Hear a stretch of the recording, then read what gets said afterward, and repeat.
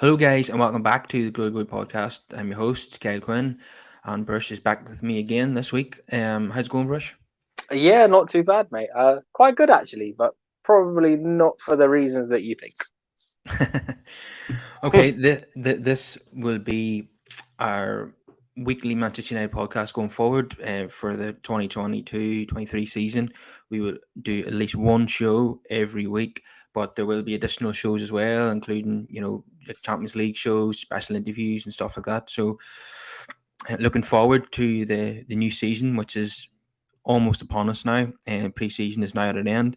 And we had the strange scenario of having two pre-season games in one weekend. So firstly, me and Bruce are going to talk about our takeaways from those two games. So we'll start with yesterday's game against Real Vallecano.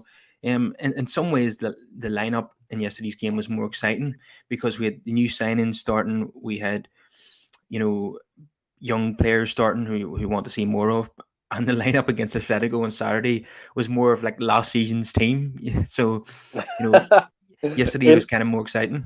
in our last talk, I did mention to you that we'd see McFred and the usual suspects against the Lego, Yeah, and that's and the way that's it turned pretty out. much what happened. Yeah, yeah, like you say, yeah, it was more exciting yesterday to see some of the younger players and that. Obviously, some of it was overshadowed by Ronaldo. Martinez looked very comfortable. I have to admit, I actually missed the game yesterday. I only caught highlights. I switched over basically because the women's Euros final was on, and that was amazing. Yeah, 87,000 people for the women's Euros final. That's absolutely tremendous. And a win for the home team. Seems like beating Germany is becoming a habit now for the England team. Yeah, no, so proud of the girls. It was amazing, amazing evening, and yeah, I just think it's inspired the whole country. So hopefully they'll, keep this kind of attention going on during the season, especially with the coverage and stuff as well with the WSL. It's brilliant. I imagine a lot of them are going to get Dames in the next honours list. Um, Yeah, and then I'll tell you what was great as well. One or two of the United girls did us very proud. yeah, Alatoon, Yeah, scoring that terrific lob in the second half. yeah, Um, yes, and the Dutch coach of the England team has won back-to-back Euros now with her native land and England now as well. So yeah. there's been a slight clamour for her to maybe coach a men's team. What do you think about that? Listen, over Southgate, yes, please. Yeah, yeah. I've seen a few people saying that on Twitter now. Uh, Southgate isn't particularly popular with the fans. no, no. I mean, it's in certain circles we call him waistcoat Ollie. Last summer, Carl, you'll remember how depressing our Europa League final was. Watching the Euros men's final, it was deja vu for us United fans. Yeah. It was almost identical. It was just shocking. Late substitutions, not really doing anything. And we've got the best flair players of a generation, and it's being wasted on this manager. Yeah, he's just like Ollie being a bit of a nearly man. He makes semi-finals and finals and not getting over the line, and his Yeah. tactics are called into question. Substitutions, like you Hmm. say. So yeah, there are similarities there. Yeah. Um, um. So before we continue, everyone please subscribe to the podcast. Give us a wee like on the video and comment your thoughts down below. Um. So one of my first takeaways from yesterday was the performance of Garnacho. Somebody made a TikTok of a highlights reel of Garnacho's performance and compared him to Prime Hazard. Obviously, that's a bit strong at the moment, but I can see why that person was making that comparison because he has a similar style of play to Eden Hazard. He's very, very direct. He goes at people. He creates chances for his teammates. And just one of those exciting players who gets bums off seats as soon as he picks up the ball. So just looking at him, playing winning the FA Youth Cup last season, being the star of the show there, not looked out of place in United's first team during pre-season. I'm not saying I want him to be part of United's starting 11, but I would like him to be part of the core group that's, that he's at least on the bench every week. And I think he could be a terrific option as an impact sub this season. So what's your thoughts on it then, Brush? Yeah, absolutely. especially with how slow we're moving in the market as well, I think it's clear to see that we're going to be short on arrivals. And most people looking at our squad as well will see it. If we get an injury, say to Rashford or Sancho, we're kind of lacking. So, having the likes of Garnacho come through and to just have him on the bench would be great. Definitely, at his age, it might be a bit much to ask him to be starting for United every week. Yeah. But But with the games coming thick and fast this season as well, once the Europa kicks in, I think, there'll be plenty of opportunities for a lot of these young players to really make their mark. And the thing with young players as well, they play with no fear. yeah, absolutely. He's such an exciting talent. And ideally, we'll see how it transpires. I think things are looking up for the young players because Ten Hag is a Dutch coach, and all Dutch coaches seem to love throwing youngsters in the deep end. So it's going to be probably going to get some of the youngsters are going to get probably going to get loads of chances this season. Garnacho might be number Yeah. one in terms of that. So ideally, the way I wanted to work out for Garnacho this season is for him to be coming off the bench in league games when we're drawing or behind, and starting the League Cup games and potentially starting in the Europa League. Would you go along with that? Yeah, pretty much as an impact sub. In the league, you'd like to see him get at least sort of 15, 20 minutes here and there, see what he can do. Carabao Cup, yes. Those are the kind of matches where a lot of the youngsters should be given a starting berth. Definitely. I don't. I'd be amazed if he doesn't start the Carabao Cup games. Yeah. At the very least. Yeah. So, I wouldn't go as far as to say that he's as good as Wayne Rooney at his age, but I mean, he's not too far away from that, is he? He just looks Oh, so I don't comfortable at know. this level. I don't know about that just yet. Rooney was very special. I think it's only looking back at it now that I can truly appreciate the talent that he was. I don't think I quite appreciated it as much at the time. Yeah, but people who did say that, that Rooney would not be appreciated until he retires, and Mm. that's the way it's kind of turned out. Yeah, yeah, because you remember that goal against Arsenal, right? Everton when he was 16, when he first burst onto the scene, and yeah, it's incredible. Yeah, and anyone who knows me knows I'm a huge Wayne Rooney fan. Some people were turned off him after the transfer request in 2010, but I Uh, stuck by him. for me, for me, the second one pissed me off. The first one I could understand because I know at the time it seemed like he was holding the club to ransom, but at the same time, from his perspective, we'd lost Ronaldo, we'd lost Tevez, and instead of getting proper replacements for them, we had the likes of Michael Owen on a free transfer who got the number 7 shirt. You saw like Bebe and Obertan arrive. I'd have been asking questions too. Yeah, that's the way I felt at the time. And the second one, I think, was it Fergie was retiring that summer, and he seemed as if he was getting his own back on Rooney and was leaving him out of big games against Real Madrid and stuff like that. I think had Fergie continued, I think he would have been sold in 2013. Yeah, I think potentially Fergie holds a bit of a grudge against him for what happened in 2010, but so I suppose it doesn't matter anymore. These things get forgotten about, and years going by. Rooney will be remembered for being, United's top goal scorer of all time, assuming that record stays. But he remembered for being a great player. He won everything with United. In time, people tend to get forgiven by most supporters. Even it's been argued that a lot of the fans are getting peed off with Ronaldo right now, for wanting to leave the club a second time. Because some people have made the argument that in his first 3 or 4 seasons at United, he was very inconsistent, that the club stuck by him.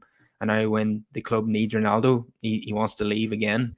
There was a section of the fans yesterday that were booing him at Old Trafford.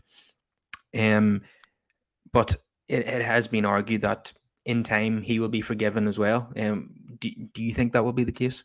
I mean, I have to split it up into two. So the first stint that he had with us, I mean, you have to remember he was a very, very young prospect when he came to us, and he basically developed into the player that he became at our club. So the first 3 seasons, it was just him getting up to a certain level, and then the following 3 is when he really started to flourish. And obviously, he won the Ballon d'Or before moving on. That was a different circumstance though when he moved on the first time round. You know, he's a kid from Portugal. I'm sure he grew up watching Spanish football. Obviously, the language, the culture, everything appealed to him, and obviously Real Madrid, you know, one of the biggest clubs in the world. Um, so yeah, it was a different situation at that time. This time round, what do I make of this? He's 37 years old. He's pretty much accomplished everything there is to accomplish in the game. This is just disrespect as far as I'm concerned. You know, no player is bigger than the club, and the way he's acting is quite petulant. Yeah, and yesterday he appeared to leave the ground before the game was over. What did you make of that? Yeah, loads of people have been talking about this, especially on social media and stuff. I don't really know, to be honest. I don't know because I've heard loads of contradictory things. There's been some people saying that, oh, you know, he had Ten Hag's permission to leave. There's other reports saying that he actually left when he was supposed to leave. I don't really know. To be fair, at this point, I'm not that invested in it. I don't think it's that big of a deal. Um, he's obviously made it clear that he doesn't want to be here. If they can find a way out of it, then cool. If not, then he's going to have to do what Harry Kane done, come end of the transfer window and just get on with it like he did last year. Yeah, I don't think it's that big of a deal, but unfortunately, Ronaldo's going to be the story until he leaves. Yeah, yeah. Maybe if he's still around after the window shuts, it'll cool off a wee bit. But while the window's open, we're going to constantly hear Ronaldo stories every single day of the week. Absolutely, especially because of what happened last year. Because you know there was at Juventus, he put out statements and stuff as well. He even played in the first game of the season. He came on as a sub, scored that goal that was given offside, and then he moved to us. So you know anything can happen. So until the window slams shut, this is going to be ongoing, unfortunately. Yeah, and supposedly he's willing to go to Sporting Lisbon now, and all that does is tell me that he just wants to stay ahead of Messi in the Champions League goal scoring I charts. mean, he is ahead of Messi. He's already ahead of Messi. I can't see Messi catching him whilst at PSG. He's more of a creator there than a finisher. It's real random to me if that's the reason he wants to go, just so he gets 6 group games in which he can stat pad. That sounds crazy. Do you see if Sporting Lisbon are in the Champions League, Man United are in the Europa Conference League, every single player apart from him would rather be play for Man United than Sporting Lisbon, even if they were in the Champions League and we weren't. But for some reason, it's all about his stats when it comes to Ronaldo. He seems to care more. We all knew that anyway, but we didn't know the extent of it. That he's more interested in his own individual achievements. In terms of that stuff, though, Carl, I don't blame him per se, because you need to know the product that you're buying, and this has always been Ronaldo. We've seen it, especially more so at Real Madrid. We saw this, that you know he is about the stats. He wants to be the main man. He wants to score the goals. He wants those accolades. So yeah, I don't know why we're surprised by it now. Well, the problem is Ronaldo's not 23 anymore. He's nearly 38, and I don't think he realizes that. Yeah. Potentially, he's been told by Ten Hag that he's not going to start every single game, and that may be another reason why he wants to leave. He shouldn't be starting every single game. He's 37 years old. A player like him should be used sparingly and in the right situations. Yeah, and for any, I suppose it was obvious that any club he took him on at this age, and he reaches a point where the manager is not going to use him in every game. But Ronaldo has such a massive egotist; he's never going to accept a bench role. Then he becomes unmanageable, and that's what really we're seeing right now. But that's it's kind of crazy if you ask me, because you know, even any great player, you know, age you cannot reverse the aging process, and you need to adapt in order to have a long career. You know, players before him have done it. Look at Zlatan; he's not playing week in, week out at AC Milan. No, he's not. But I think, as stupid as it sounds, I think Zlatan is slightly more realistic about his abilities at 40 than Cristiano Ronaldo at 38. Ronaldo still thinks that he's a 28-year-old striker for Real Madrid. It's just not reality that he's living in. But it's obviously just about his own record as well, and he's obviously has no chance of adding to his Champions League goals this season. It just tells me everything I need to know, that he's willing to go to a team in the Champions League who's no chance of winning it, rather than playing in the Europa League for United. So clearly, he's all about himself. But we knew that anyway. Do you think re-signing him was possibly a mistake? I know he's top goal scorer last season, but did the rest of the team seem to suffer as a result of him coming in? I mean, for me, it wasn't really a footballing decision. That wasn't the main reason that we brought him back. I think the Glazers looked at that deal and they saw a surefire way to make up for any and all of our COVID losses, because he is such a colossal marketing tool. And that is exactly why they don't want to move him on right now. They probably sold bag loads of CR7 shirts. Absolutely. The new shirt, I mean, he's he's still advertising it. If you go onto the club store, all the Ronaldo number 7 match is there available. Yeah, it's but we're at basically a situation again where the board want to keep a player that doesn't want to be there for commercial reasons and is hindering the manager from getting on with his job. Like Ten Hag, I just realized yesterday that Ten Hag is only just taken over United, 2 months now, and he's already in the middle of the 2 biggest transfer sagas in this transfer window, whilst he's under pressure to try and catch Liverpool and Manchester City or streets ahead, but because of the size of the club he's at, he's under pressure to catch them, and already he has to deal with the Ronaldo saga and the De Jong saga. So it's kind of welcome to Manchester United, Eric. You don't get this type of thing happening to you at Amsterdam. It's sink or swim time, and we've chucked him in at the deep end. Yeah, I certainly have, but that's what he wanted. I'll tell you what, though. I'm happy that it was yesterday that he played and not the day before. Because I think that was Eric's way of letting him know where he sees him at this moment in time.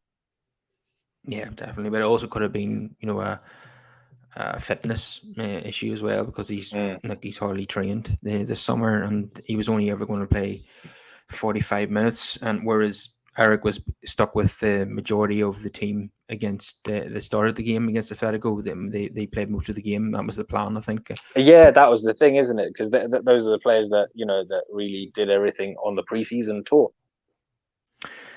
So yeah, it's hard to know where this is going to go.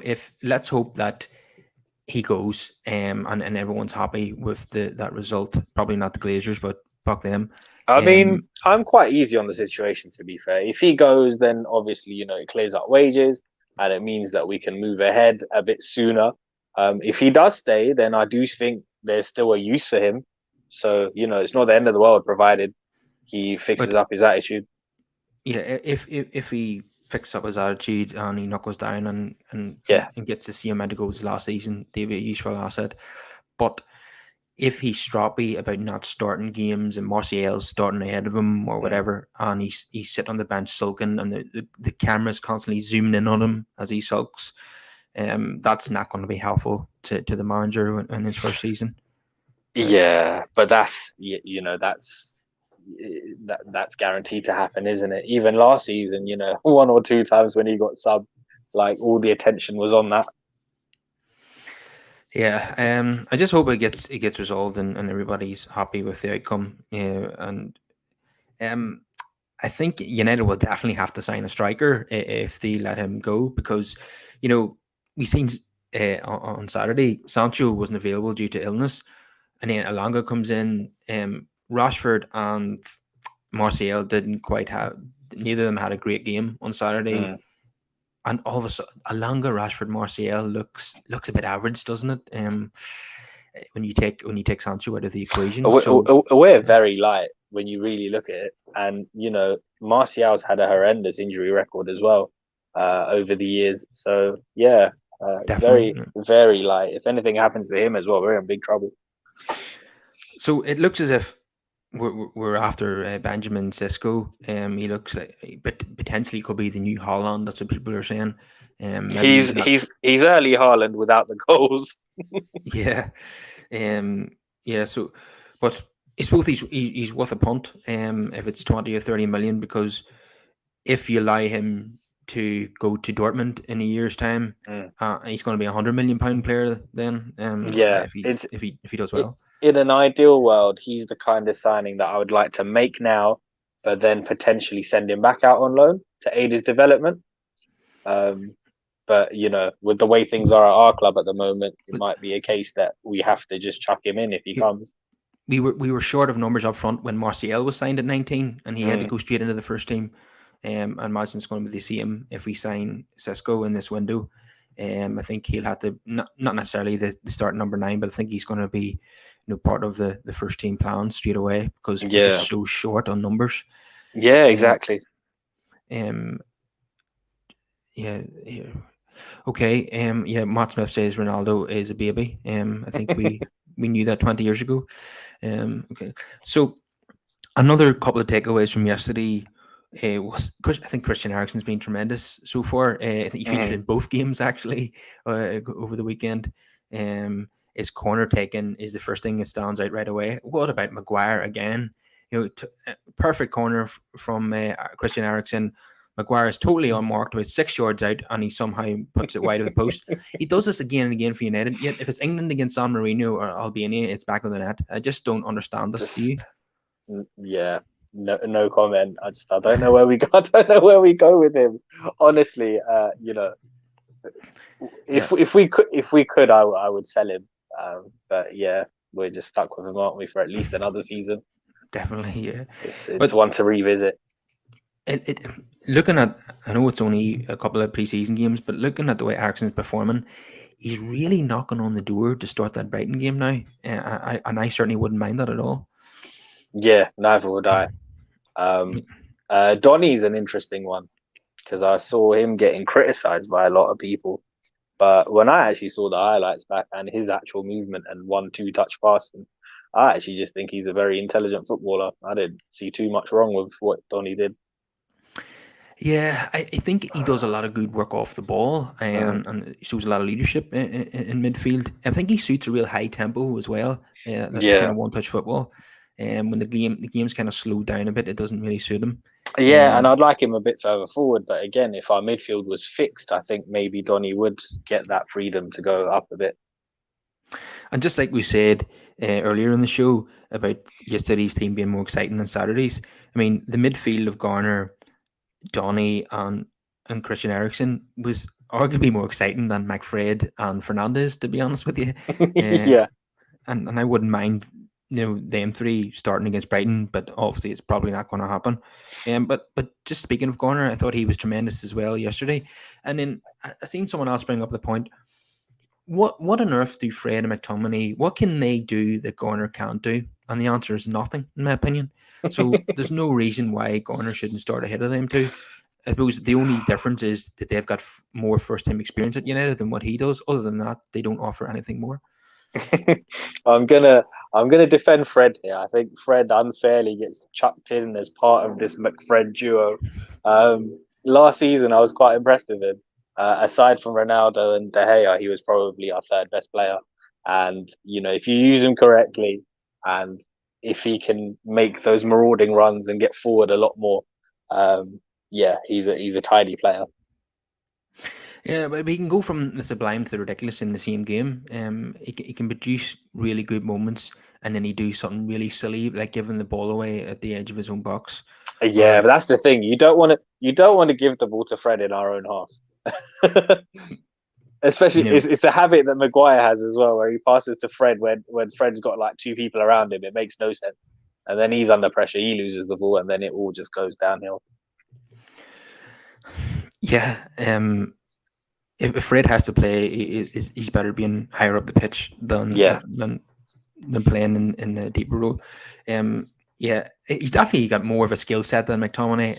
If I'm Mm. being absolutely honest, I don't dislike Scott McTominay as a person. Of course not. I don't even know him, but as a player, I'm just bored of him now. I think that's the best way I can describe it. I'm just Yeah, bored. that's what it is. I think obviously there's a certain leeway that homegrown players get. Had we signed him from somewhere else, I think he would have been out the door by now. Yeah, and the comparisons with Dorn Fletcher is very flattering as well. I think Yeah. Fletcher's a far better player than what he is. Hmm. And people make the mistake of thinking he's a youngster. He must be nearly 26 now. He's got McTominay. Yeah, that's the thing. So with McTominay, I mean, there's two camps of people. Either there's ones that think that he's absolute trash and he should be in League One, or there's ones that talk about him as if he's some up and coming 19-year-old with the world at his feet. He's 25 years old, going on 26. Like what he is as a player now is pretty much what you're going to get out of Scott. Yeah, definitely. I don't think he's got any more gears to go up at this No, point. no, it's just one of those where he says the right things. He's come up through the academy, so people love that about him, and that's about it really. He can put a shift in now and again, but if you're seriously wanting to compete for the highest honors, then players like him can only play a bit part. Yeah, I think he needs to be phased out over the course Mm. of the next season or two. So the back four yesterday was very interesting. Laird, Varane, Martinez for the first time, and Alex Telles. Surprise, surprise! Alex Telles was at fault for the Real Vallecano goal. Mm. He's seemingly on the way out now, according to Fabrizio. There's 2 or 3 offers on the table. It would probably be a loan due to his high wages. Obviously that's not ideal, but Yeah. we just want to see him moved on because we've got 4 left backs at the club, and he's just simply not good enough at this point. Mm-hmm. So yeah, hopefully we get ourselves down to two left backs, Malasaya and Shaw, and see Brandon Williams move to Brighton, which he was linked with last week, and Alex Telles to Sevilla or whoever's interested. But I really was impressed from what I've seen from Varane and Martinez yesterday. Martinez just slotted in perfectly. He looked solid. He looked good on the ball. He almost got an assist as well. Very silky passing. Yeah, and that's what we expected from him. Yeah, and he got stuck in as well. Well, you'd expect that from an Argentinian. Yeah, so definite Mascherano vibes with some of the stuff he was doing. So yeah, love a bit of that because who doesn't? We haven't had a bit of that since Ander Herrera left. He says that his inspiration was Gabriel Heinze. I'm not sure that's the correct thing to be saying. do you know what I think? I think people forget that he was our player of the year before infamously trying to buy himself out of the contract and trying to move over to Liverpool. Yeah, but that's what he's remembered for now. Well, yeah, it's not too many that would try that. No. So Varane, sometimes he gives the ball away, but we know as a defender, he's probably our best. And his record at Real Madrid proves that. We just haven't seen the best of him yet at Manchester United. But we just need him to stay fit. Yeah, that's the main thing. If he can stay fit, then he will perform.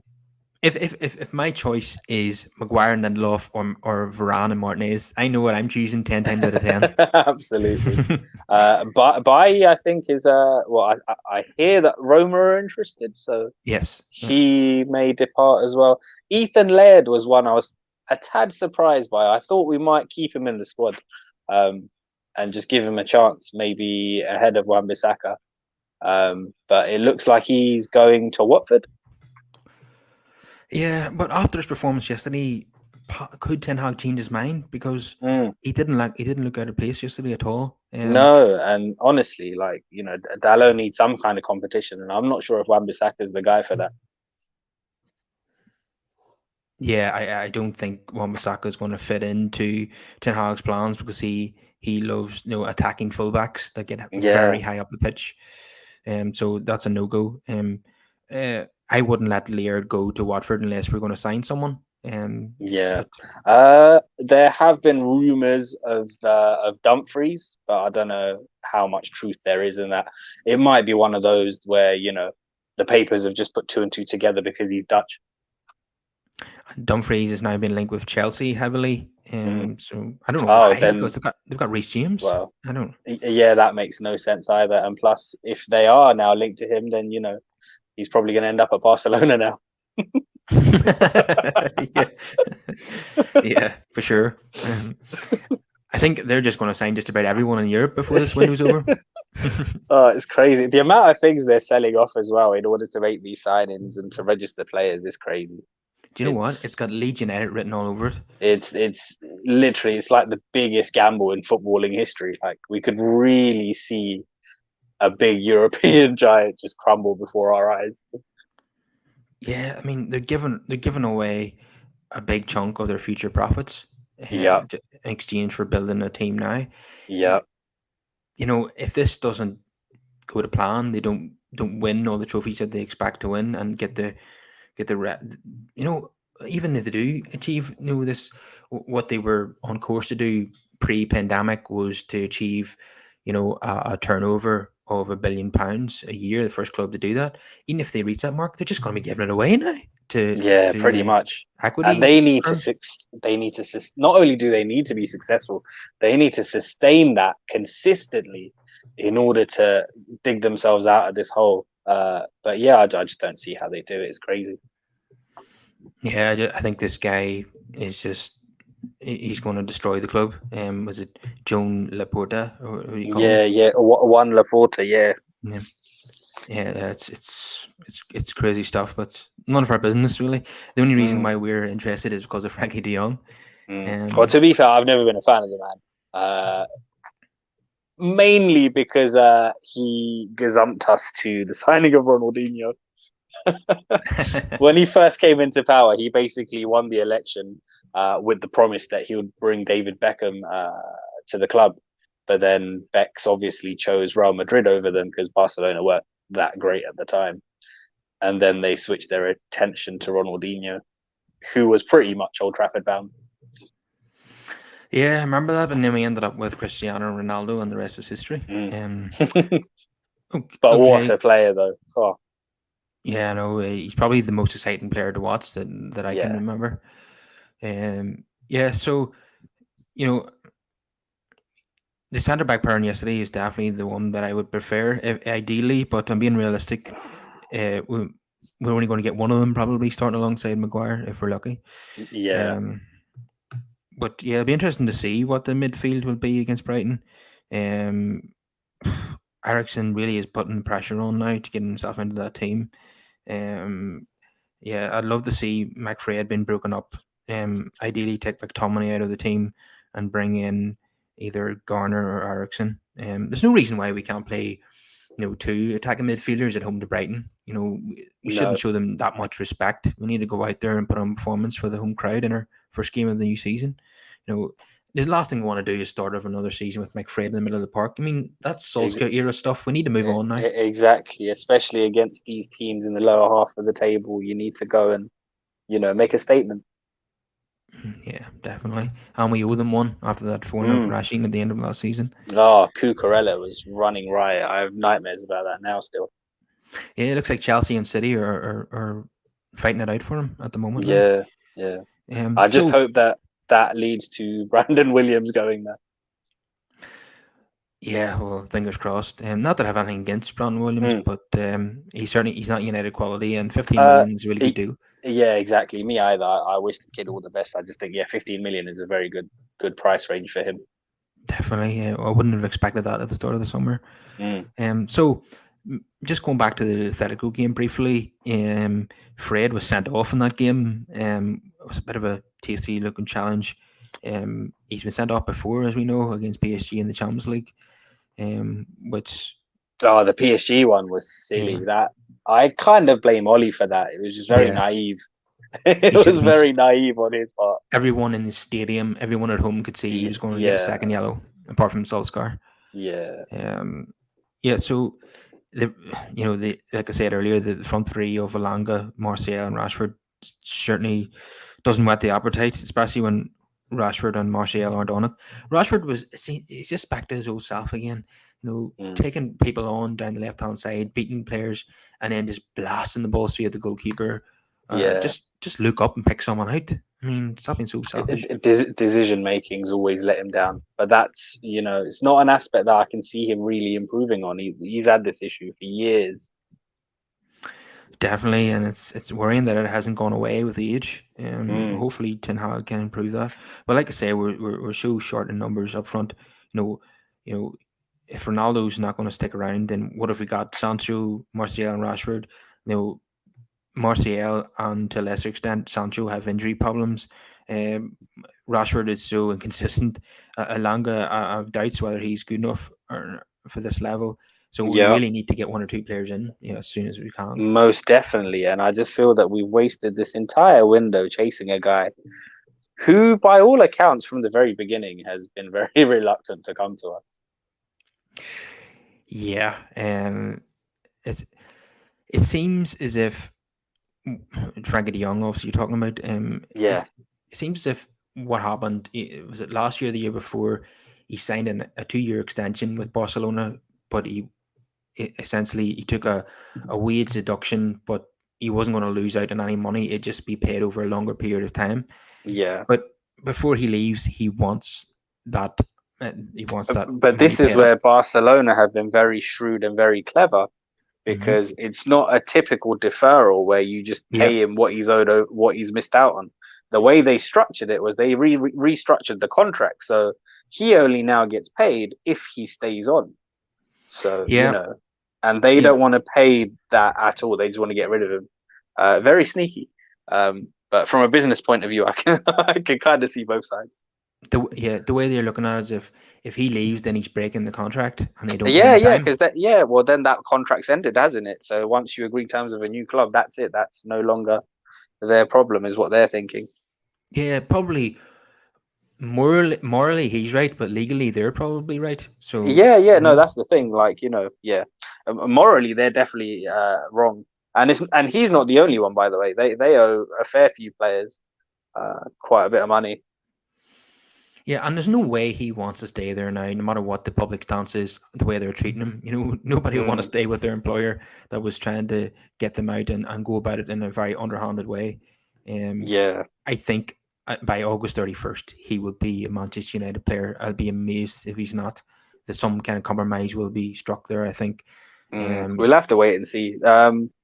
It's a bit of a lose-lose situation for us though, because even if he does come, I reckon the final cost will be so high that I just hope that the weight of expectation doesn't ruin it. Because I can see a potential Pogba type situation, where especially in the media as well, a lot of pundits where they won't really understand his role or what Ten Hag wants of him, and they'll look at the price tag and they'll look at the wages and they'll expect him to do, A, B, and C every other game. Yeah, he's not a player who's going to get loads of goals and assists, but No, he's a player that's absolutely admired by all the fellow professionals. They all can see yeah, what he does. that's the thing. Like, but we live in an era of stats now, don't we? So it is Mhm. possible to have a good game without a goal nor assist.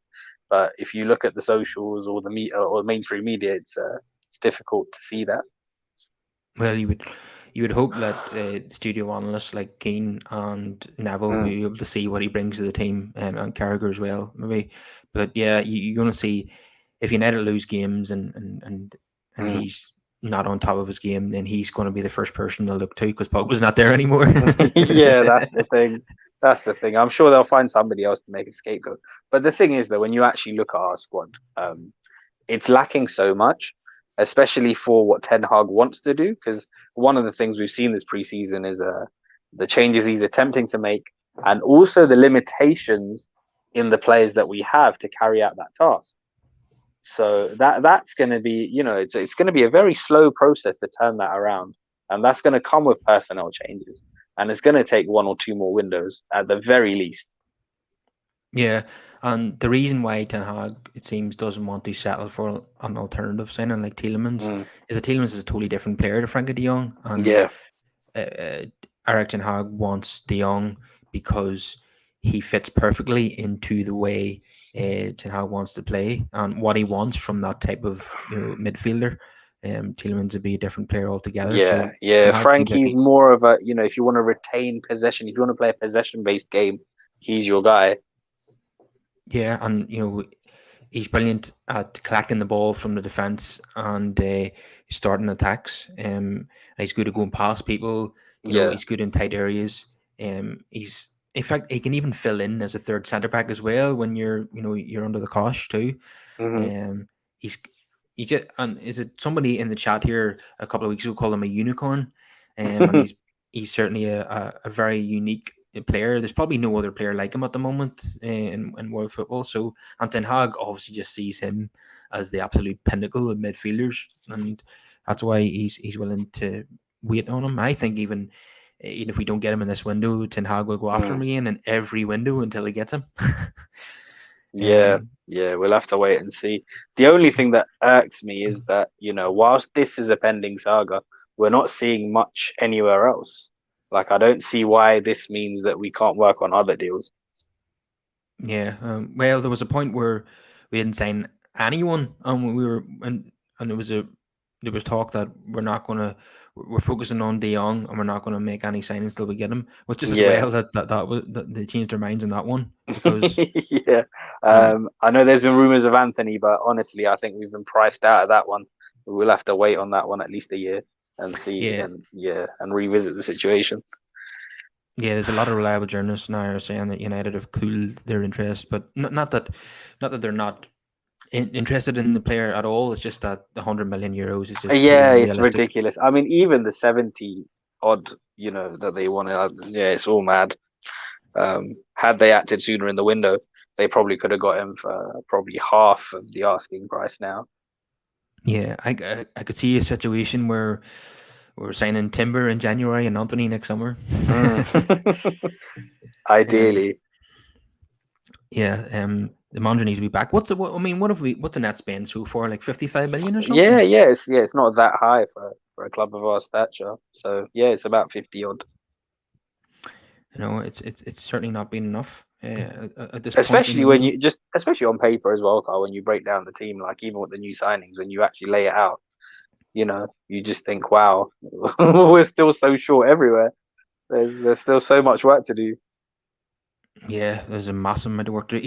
Even two new signings, we'd still have a lot of work to do. It's Yeah, you know, I would say if we signed a striker and obviously De Jong, we would have a really strong starting 11. But the bench and all still looks too weak, still an over reliance on youngsters. yeah, that's the thing. That's the thing. And the striker situation is yeah, that's a difficult one as well for me because Sesko, I think, is a brilliant talent. It ultimately depends on the price. And yeah, I just think we'll be throwing him in at the deep end. I don't think he's quite ready for this level. It's like I said, it's the kind of signing that I'd like to make in an ideal situation with a view to loan him back. Yeah. I imagine if that one does get over the line, he'll be an impact sub as well and potentially start the odd game. Yeah. He looks like Um, he's got great feet as well as a finishing mm, ability. No, what I loved about his goal against Liverpool in that preseason game is the way he opened his body up like Van Nistelrooy. That's certainly yeah. not a bad thing. It just slots it into the bottom corner. Yeah, he certainly looks like he's got talent, but he's one of those players that not many United fans had heard of him, and then he Mm. scores against Liverpool, and suddenly everyone wants him. Yeah, so we'll wait and see how that one turns out. He'd be one of those players. He's a very tall guy as well. He could give us Yeah. goals from corners and set pieces. But this is the kind of signing. I mean, even if we don't manage to get him, this should be a long-term target. Yeah, definitely. We should, if he ends up staying at Salzburg, we should definitely be scouting him, keeping an eye on him, keeping an eye on his Absolutely. development. Yeah, I think the problem is from Salzburg because they're part of the Red Bull group, aren't they? So Yeah. there's already a pipeline there to Leipzig potentially, and I'm sure one or two of the other Bundesliga clubs will be keeping tabs on him as well. Dortmund. Well, yeah, and with the thing with Dortmund, they've already established themselves as the premier destination for young players to go and develop. So they've already got an upper hand in that because they've got a proven track record of helping young players. Yeah, and speaking of Jude Bellingham, I wonder will he be back on the shopping list next summer? I think Liverpool will have Oh, him don't. high on their shopping list for next summer. Oh no, no, no. We're never going to win the Premier League ever again. Sad um, times. so Christian Eriksen confirmed that he spoke with Van Gaal, Mourinho, and Solskjaer about moving to Manchester United. So it's like fourth time lucky. I've spoken to every manager who's been here to see what situation was, but I was at Spurs at the time and couldn't see myself playing in another English team. I went abroad and went to Inter. So this has been a transfer that's been about 7 or 8 years in the making, but finally we're here, and he's a player that I've always rated. I always thought he was I tell you what, I remember when he broke onto the scene at like 17 back in like 09, 10. And I was like, whoa, this is a player we should keep an eye on. yeah, Ajax, wasn't it? That he Yeah, played for initially. yeah. Yeah. So every player that Ten Hag has signed so far has got some kind of Dutch connection. Either Ajax or Feyenoord. So we pretty much expected that, didn't we? And even De Jong would be another one of those. I suppose Yeah. Benjamin Sesko would be a break from that. But we've just got a new analyst over from Ajax as well, Kevin something or another. Yeah, and Danny McCarthy. Where did that one come from? That one was pretty random. I don't know where that came out from. I hope he's good as a coach. The first thing that came to my mind was his atrocious spell at West Ham where he couldn't stay fit. Yeah, he was at Blackburn as well, wasn't he? Yeah, or he had quite. Yeah, I think. Yeah, his initial spell at Blackburn was decent. Him and Roque Santa Cruz had a good partnership going under Mark Hughes. But I remember after that he was at West Ham, and him and Karen Brady got into it. Over his fluctuating weight. Yeah, and obviously he won the Champions League with Porto under Mourinho. I think and he scored against us in the first leg when they put us out that year. I think. Yeah. I still blame the referee for that one. Scholes' goal should have been given. Yes, in the second leg. Yeah, Old Trafford. Yeah, but yeah, he was he's been a coach for a while now, mostly coaching in South Africa, I think. Yeah, so he played for Ajax, Celta Vigo, Porto, Blackburn, West Ham, and Orlando Pirates. Yeah, so I didn't see this one coming. I mean, there's no. Oh no, I suppose there is an Ajax link. Yeah, again, there's another Ajax player.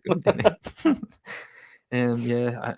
Listen, as long as he's qualified for the job and he's got all the right credentials, I'm willing to give him a chance. Yeah, he's going to be. Well, I would say some of our forward players, maybe all of them, they need some coaching on how to put the ball in the back of the net. I think probably wishful thinking on my part. Ideally, I would have liked Van Persie to come as our striking coach. But I suppose sometimes obviously Van Persie is a better player than Benny McCarthy was. But the thing was, I think better players don't always make better coaches. Yeah, you took the words right in my mouth there. Maybe Benny McCarthy is just would be better getting his message across than Van Persie. Van Persie's fine, and just because he's like a world class striker, played for United doesn't mean that he would be the best person to coach them. But Ten Hag obviously rates McCarthy's ability as a coach very highly. And his official title is first team coach. That's almost like third person in charge. You know what I mean? The Rennie Mullenstein of the coaching setup. But I thought that was meant to be McLaren. But obviously maybe there's going to be two of them. But certainly, it's a huge overhaul of the coaching setup, isn't it? I mean, But these are the ones that these are the important changes, the ones that we don't really see, but they could make the biggest impact. Yeah. The only remaining coach is the set pieces coach under Ollie and Ranić, who came in for a lot of criticism last season. Ramsey. Yeah, that one. Yeah, especially the fact that it was set pieces and the way in which we conceded last season, it was atrocious. And didn't score a goal from a set piece until March. Yeah, and you wonder why Chelsea let him go. But it seems like he's rated very highly in the industry. You think he's very up and coming coach. So, like obviously, Ten Hag, Solskjaer, and Ranić obviously know more about him than what we do. Yeah, that's the thing. A lot of these people we can only speculate, right? I'll tell you what though. I mean, they told us that Kieran McKenna was up and coming. He's now at Ipswich Town. Yeah, and seemed to be doing pretty well there from what I can remember. And he's brought Lee Grant with him as well. Yeah, yeah. United What legend that is. he is a legend. Uh, The supposed leaker of the stories from the dressing room. I'm not sure if that's true or not, to be honest. I don't know Um, about that. Well, I heard him in an interview, and he was a nice guy, Lee. I mean, I'd be a nice guy too if I got paid to just train, and cheer everyone else on. yeah, and be the fourth official during lockdown games. Yeah. But yeah, no, good on him though. He spent his time very wisely. He was learning a lot. He got his badges and things. So good for him. Yeah, he done well at United from that point of view. But yeah, obviously, I still don't understand the signing or what it was all about. I Because mean, yeah, that in itself was a bit random. I just think that we had a policy of, if you have a good game against United in goal, then yeah, we'll just buy you. Because Lee Grant, I think the best game I've ever seen him play in was against us. Tom Heaton as well. He had an absolutely amazing game against us. but you see, when we signed Lee Grant, Romero was still there. So what was the point? Yeah, Mm, it made no sense. Oh, and the way in which we treated Romero as well was disgraceful. He's been linked with a move back to United. I don't know why. I don't know what would possess him to come back. But yeah, he was brilliant for us. Yeah. Yeah, he got the nickname of the best substitute goalkeeper in the world, Yeah, I think the at one best point. substitute. Yeah. Yeah, and in the Europa League in particular, all those seasons we had in the Europa League, he was outstanding in that Yeah, competition. he was the one that that led us in that Europa League winning season. Yeah, he started in the Europa League final. I Yeah. think he started in the FA Cup final when Van Gaal won the FA Cup as well, I think. Yeah, Mm. so yeah, he wasn't bad for a substitute goalkeeper. He done pretty well. But I think we have to close the door on that now. We can't bring him back at Nah, 35, and nah. it does make To sense. be honest, I think Tom Heaton is an able deputy. He's fine. Yeah, Tom Heaton played against Melbourne Victory, and he played yesterday against Real Varcano. I don't think he put a foot wrong. Yeah. So he looks like, as long as that knee injury isn't going to come back Hmm. to haunt him, I think Hmm. he will be a very And good I don't know substitute what the keeper. situation is with Nathan Bishop. I don't know if he's going out on loan or if he's going to be third choice. Yeah, there's Kovac there as well, isn't there? Yeah, yeah, he's there as well. So yeah, I'm not too fussed for it, to be honest, because I remember there was links earlier in the window to Daniel Backman from Watford. So I'm glad that's died down. Yeah, it's just totally unnecessary to That be picked. yeah, especially when we started looking into the stats a little bit as well and found out he had the exact same flaws as De Yeah, Gea when it came to distribution and all that that's kind of right. thing. Yeah, Yeah. not coming off his line and stuff like that. So just going to get on to the Brighton game and what you think the starting 11 is going to be. Well, I think it's going to be. It's become a bit harder to predict now after Mm. people impressing yesterday in that game. But I'll try and be positive and not pick back Fred. Okay, so De Gea, Dallo, Maguire, Martinez, or Martinez, I think that's how you're supposed to pronounce it. Malasaya, I think it looks like he's going to start the game. I say Fred, Ericsson, Fernandez, Sancho, Martial, and Rashford. What's your team? Yeah, I'm gonna be that guy. I think all the players we want to see are gonna start off on the bench. So yeah, I think we're gonna see McFred. The defense, I don't know about. I wouldn't be surprised though if Martinez starts on the bench as well. Um, Yeah. as well as he's done. It's only one game. I don't know. I actually have no idea which back two pairing he's gonna go with. I have a feeling that Maguire will be one of them. Yeah, yeah, it's a bit up in the air, isn't it? I'd rather he Um, wouldn't. Like I said earlier, I yeah. want Varane and Martinez to be the starting two, but that won't happen. I don't think it'll Mm. be Maguire and one other. Yeah, the front three, I think, it will be Sancho, Martial, and Rashford. Yeah, there's no choice Yeah, unless yeah. Ronaldo is miraculously going to start after no preseason. Hmm. Mm. I can't And see that happening. no, and you just be pandering to him as well. Yeah, After he basically been. he'll be on the bench, or miraculously, quote unquote, there'll be some kind of injury, and he won't even be Mm, in the squad.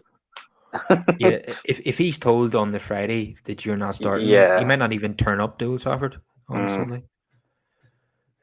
Yeah, that's just the way he is, unfortunately. Yeah. So, what's your prediction for the game then? I know it's very hard because there's no real form to base Yeah. anything on. You know.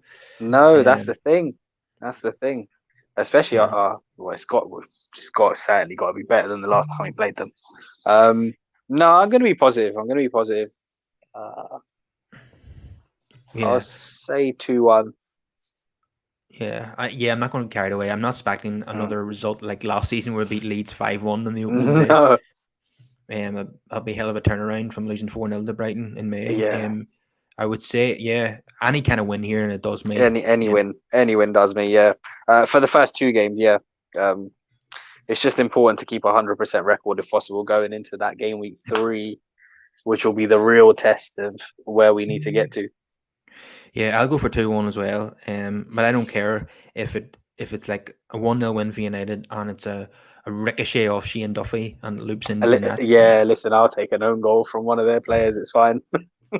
Yeah, As long as we get 3 points on the board, that's all that will matter.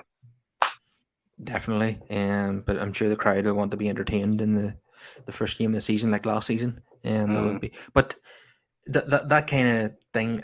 If we went and blew Brighton away, suddenly everyone will get carried away, thinking, "Whoa, here the Ten Hag era is up and running. We're going to smash everyone." Yeah, that's the thing, isn't it? I mean, it happened last season.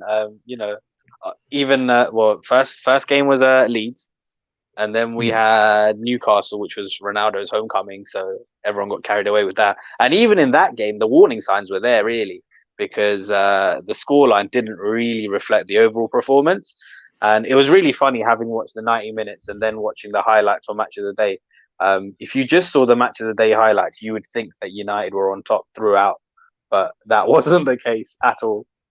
no, we struggled for the first 45 minutes in that game, and then Yeah, scored. there was large parts where it really could have gone either way. It's just that we managed to take our chances.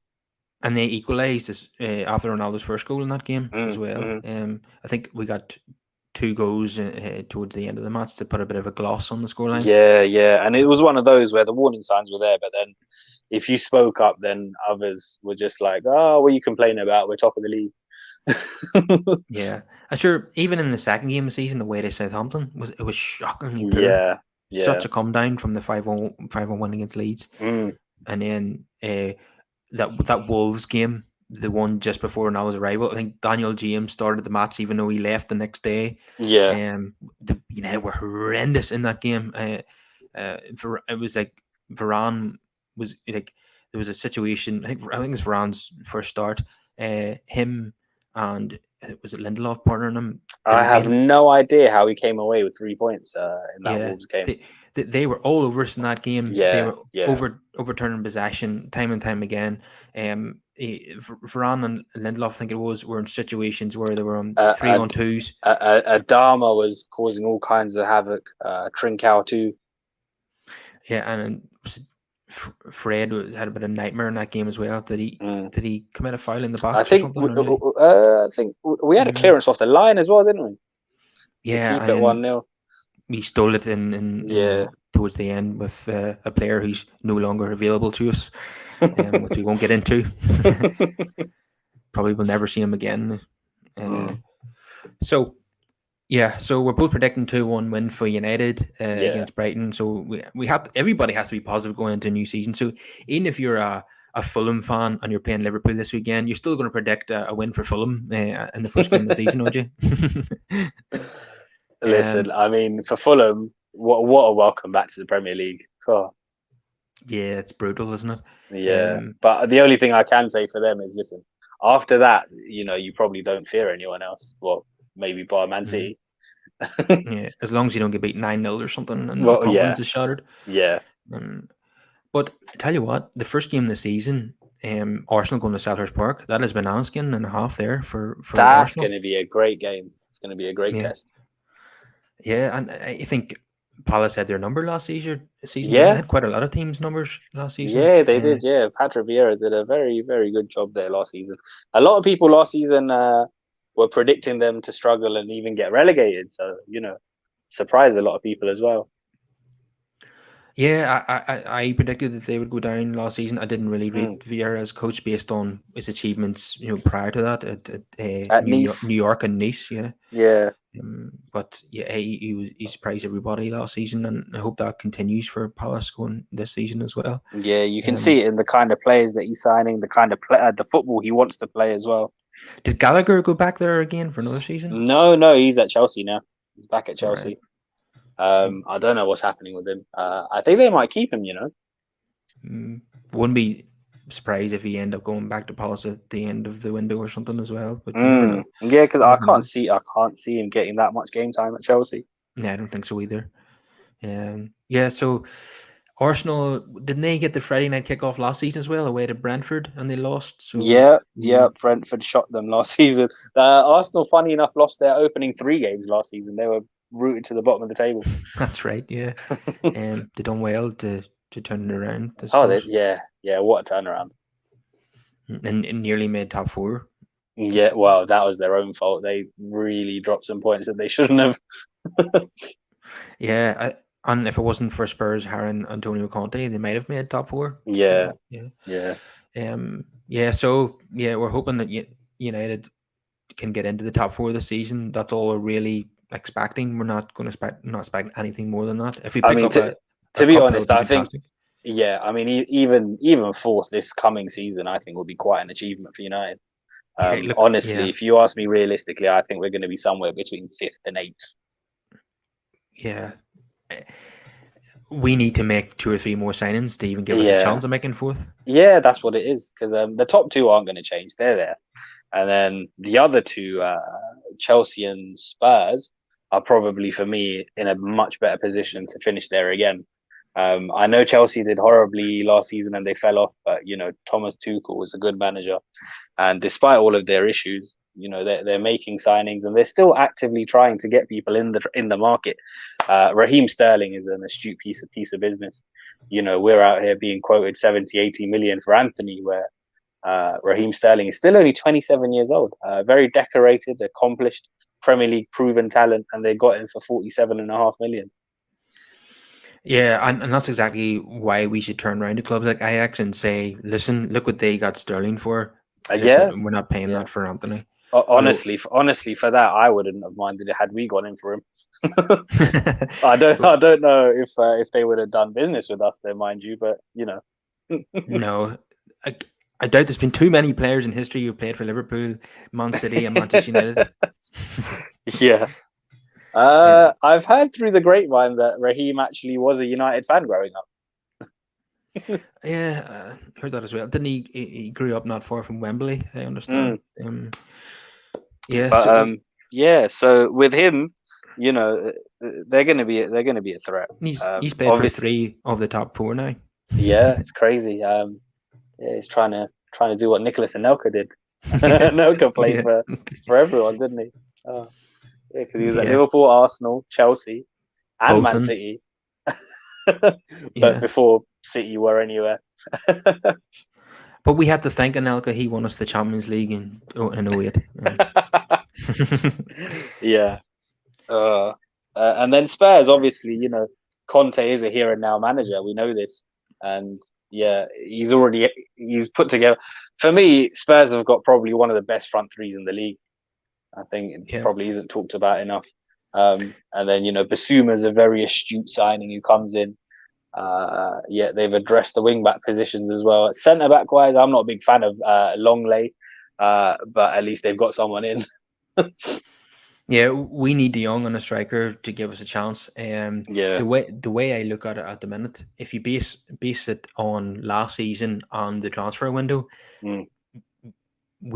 I would make us favourites to finish 6th. To be honest with you, Yeah, yeah. um, So for me, at this moment in time, it's not even about where we finish in the league. All I'm looking for is for them to establish a style and system.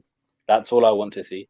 So as long as yeah, I can see that there's progress being made or what the manager is trying to work towards, I'll be on board with it. So that's what it is. yeah. I'm willing to tolerate losing games.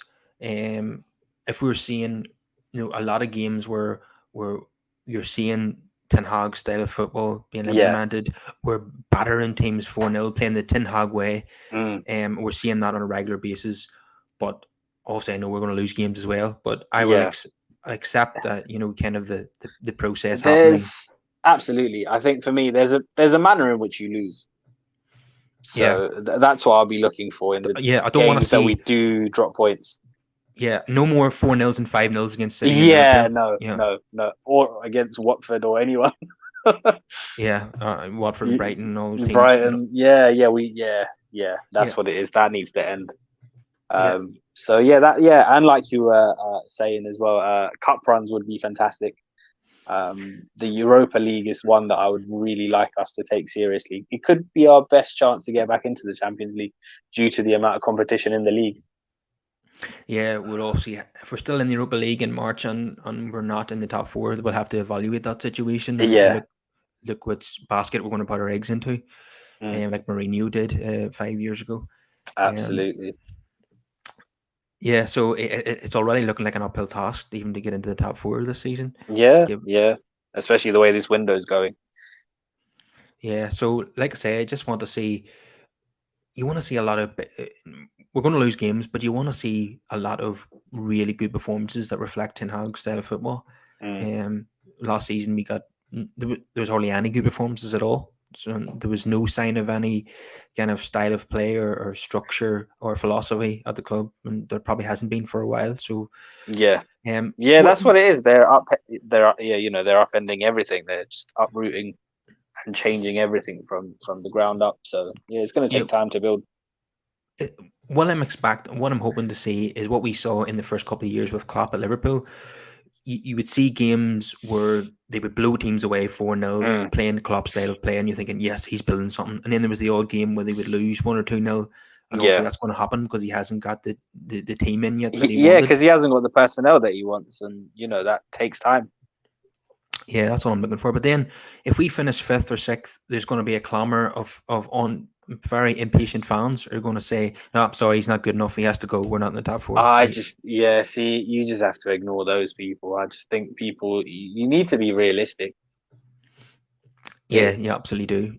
Yeah. yeah, it's all good and well being unhappy with where we are and saying, we need to demand better, but it's a process. It is a process. I know it's cliche and people don't like that word, Mhm. but it is a new regime. And also another thing as well, people get tired of this talk of rebuild. Well, I mean, teams need to get rebuilt every couple of years. It is a never-ending process. Yeah, definitely. Even you could Man City having a wee bit of a mini rebuild and Yeah, I mean, this is the thing. Even at the highest levels, nobody rests on their laurels. Even the top teams who are winning have to rebuild and reshape. yeah, definitely. Even when we won the league and the Champions League, we brought in Berbatov, to supplement the Yeah, squad. Yeah. yeah, Yeah, so we'll wrap it up there. We're quietly confident going into the Brighton game, but we're still a bit fed up at the moment with the lack of transfer activity, and we know absolutely. That's we've exactly what it is. The only thing I would say, I totally understand Ten Hag wanting a particular type of player and not settling for anything else. But come deadline day, I wonder if there's one or two last minute deals that could be struck, perhaps for free agents or to actually look at some value in the market type deals. yeah, get a Gallo back in. That's what I say. Not quite where I was going, but yeah, you get the idea. Yeah, I do. Yeah, yeah. I'm sure there's room for a surprise. Yeah, still Yeah, there. yeah, yeah. Oh, there was one actually. I'll mention it. This is going to be a bit controversial. I might be 50-50. So, Memphis Depay. Yeah, I wouldn't mind him coming in to supplement the squad, and I think he'd be up for Yeah, that himself as well. yeah. Because I mean, I've heard rumors that Barca might be willing to let him go, but obviously, if we show interest, they're going to want 50 million, aren't they? And the question is, what wages is he owed from Barcelona before he can be released? Yeah, all that stuff as well. So, I mean, if it is a reasonable amount, I would not mind taking a punt on him. I think obviously the Dutch connections there. He's very versatile. He can play across the front three, left wing, right wing, up front. So that might be an astute bit of business if we could get him. and obviously he's grown as a player since he was last year, and he will have a point to prove. Yeah. Would that not mean we were giving Barcelona maybe a combined 120 million euros or something? I could see a scenario where we maybe take one of them on loan and buy one of them in terms of De Jong and Memphis Depay. Let's see. Yeah, I would not mind that at all. 1 or 2 loan signings could be what we need to, tie us over this coming season.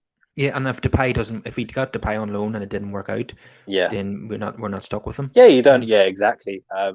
Yeah, look what Barca did with Adama Traore. I thought that was a random signing when they got him.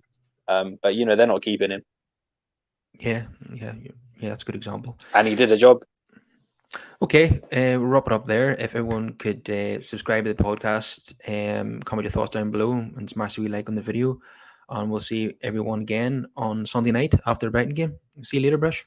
Take care.